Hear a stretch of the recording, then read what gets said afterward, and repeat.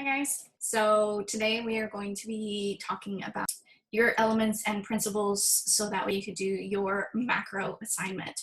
So with elements and principles, it is going to be in every single art class that you take ever, or at least it should be, because the elements are like learning the alphabet, and they are the parts that help make up the whole of the words, and then you take all of your words and put them together to make a sentence.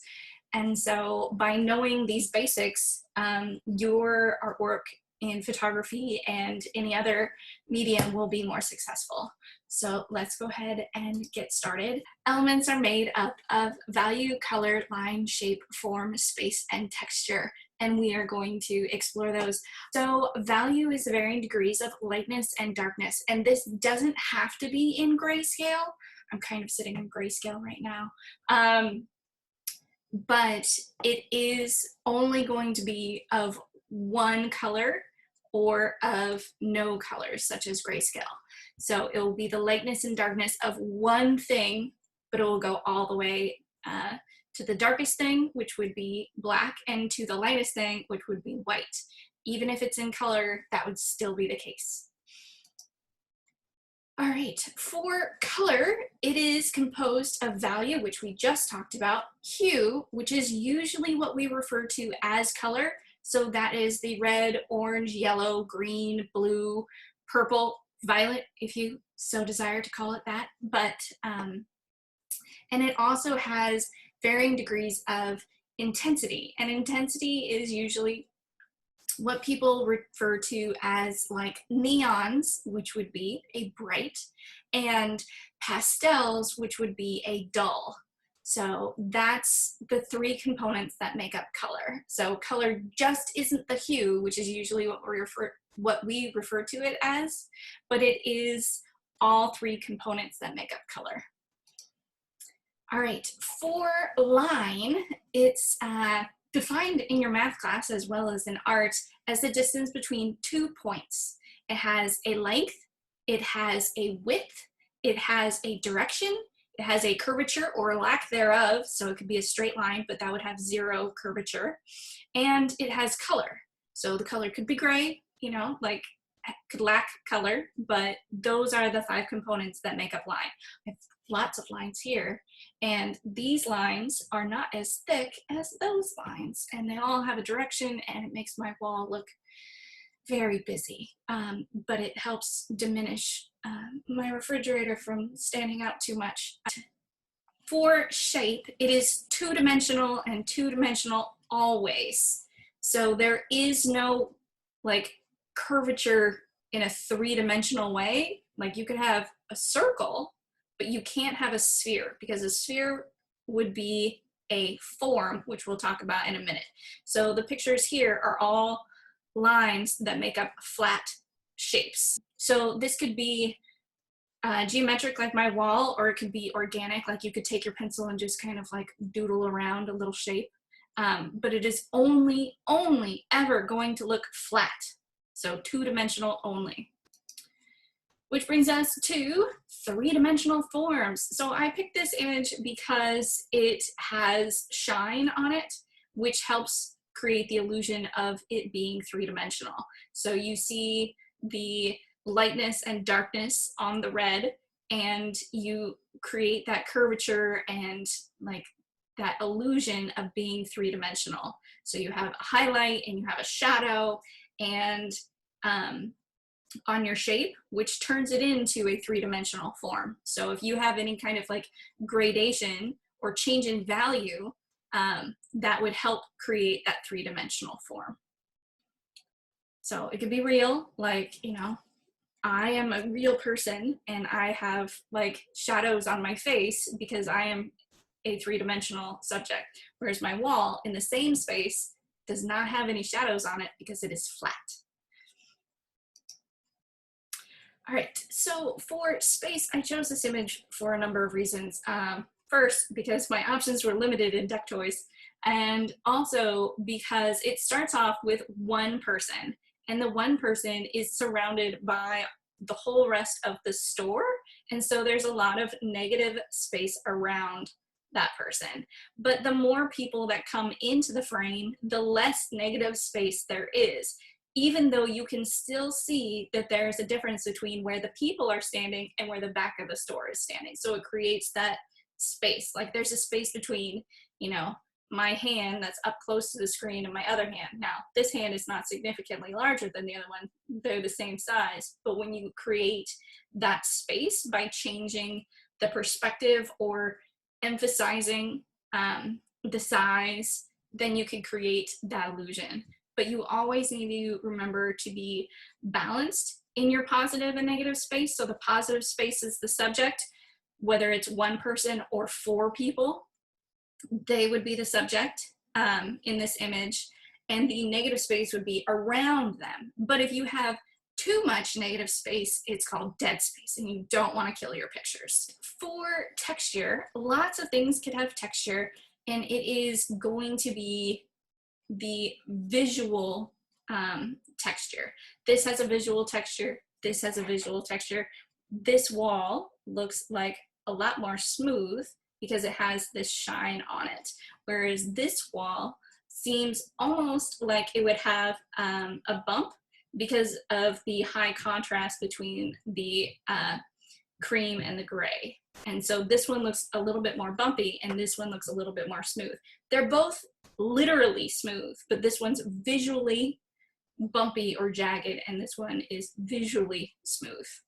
So that's what it means by a visual texture. This is an illustration on the computer.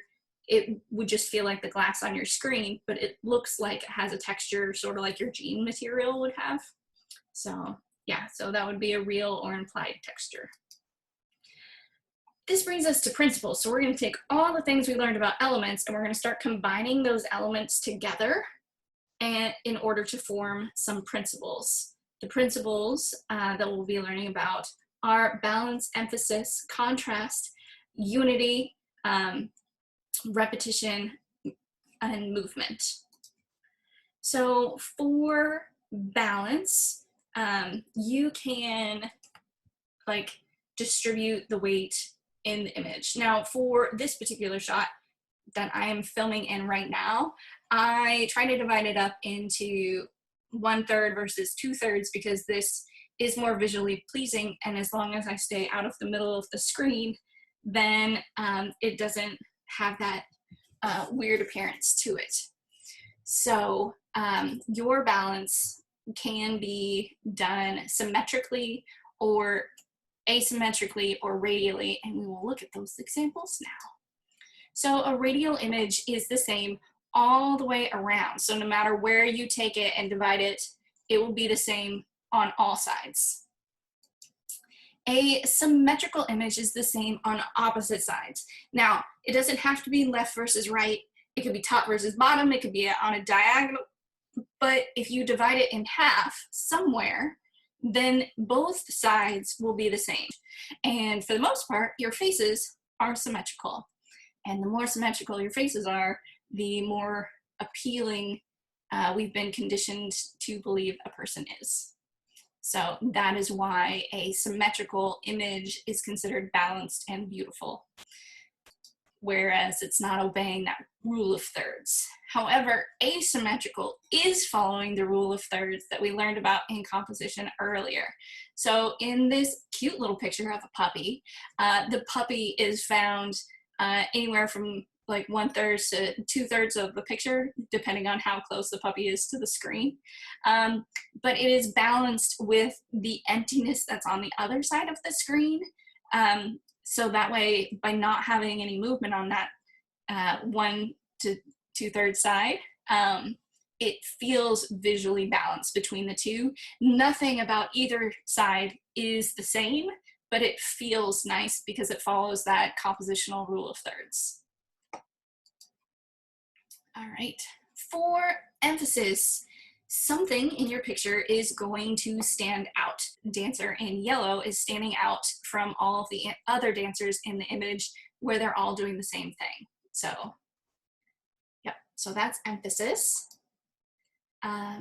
With contrast, you have a arrangements of opposites. So in this picture, there's several arrangements of opposites.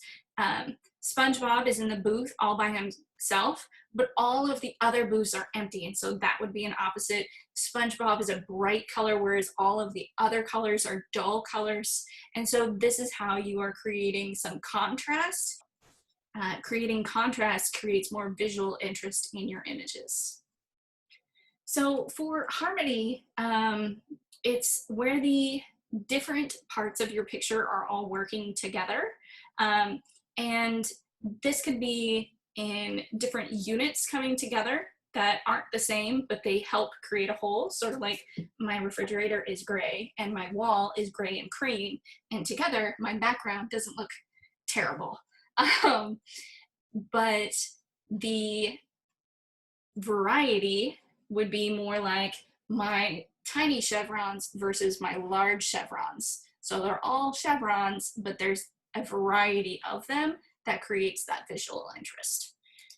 So in this picture, we have a bunch of Skittles. Now, is this a unity of Skittles? Are all the Skittles different from each other? Or is this a variety of Skittles because they're all Skittles? Now, the answer to that question is this is a variety of Skittles because they're all considered one thing. Whereas this image is not all the same things. Like you could pick out each individual thing. So there's the bun, there's the patty, there's the condiments, and then there's the vegetables that all make up the burger. And the burger is a unit of all these different kinds of things. So because you can identify that as like meat and bread and produce, those are all their own types, and there's even different varieties of produce. So there's onions and tomatoes and pickles and lettuce, and that would be the variety. But the unity of all of the produce plus the meat and the veggies and the bread would make it a unit known as a burger. So this would be an image of unity. You do not have to take pictures of food though. For repetition, it could be in a pattern, or it could just be a broken pattern, but it needs to be repeated in one way or another.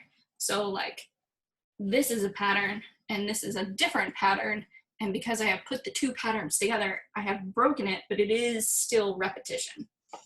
So yeah. For movement, we are going to do a whole unit just on movement, but we do need to talk about it as a principle of design because you are going to get different types of movement, whether it's a real or implied movement in your image. And in photography, we do 3 different types of movement. So the image could be frozen motion, the image could be motion blur, or the image could be background blur. And those are the 3 types that you get in photography. And we'll talk about how you do those, but let's go ahead and take a look at real versus implied. So when somebody is really moving, then that would be real motion. And you can freeze this motion and just have like a still image of somebody dancing. But there's a difference between real motion and implied motion. So if you ignore the fact that it's raining in this GIF, the implied motion is the pumpkins leading you down the street. And because it's visually leading you somewhere and not literally leading you anywhere, this is a form of implied motion. So there's frozen motion that I was talking about before with the dancing, and you could like have a real reaction to something, or somebody could be really moving. I chose this picture because it had the least amount of motion to it, and her look of surprise is really there, and somebody was really moving. And when you go and take your motion pictures later this year, you will need people to really move through it and not like act, because most people are really, really bad at acting, and then your pictures get super awkward. So the real expression and real movement do help your pictures. It is getting really dark outside. All right, so The motion blur is when a object is moving too fast that the camera can't freeze it in its time and space. And so you get where it was and where it went in the same frame. And so in this picture, you can see the motion blur from all of like the particles that are on fire from the explosion, or the impact, I guess. So for background blur, that is where you pick one subject and you follow that subject with your camera while taking the exposure.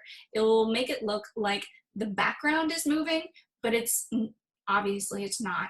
But because you are moving in tandem with your subject, it makes it have that illusion to it. So, and when you go and take your macro pictures, it will be a focus on these elements and principles, because you will have to take your camera and get as close as possible to your subject and then zoom in, well, depending on how your type of camera you're using, but get as close as possible and then zoom in order to create that type of macro shot. Now, if you have a macro lens, then by all means use it, but most of my students do not. So that is how we are faking some macro shots.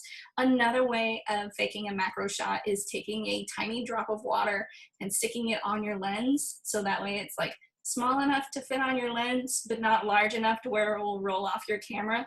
And then you can take your macro shots like that, because it will help change the type of lens that you have on your camera by creating that bubble with the water droplet. Today's embarrassing story was requested that I do it on something that happened in school. So when I was a teacher, my very first year, oh gosh, I wrote on the board that somebody had lost a pair of tongs, and the tongs in the darkroom are what you use to take the pieces of paper in and out of the chemicals so that your hands don't smell like chemicals. Now, I am severely dyslexic, and so I wrote on the board, somebody lost a pair of tongs in the darkroom at lunch.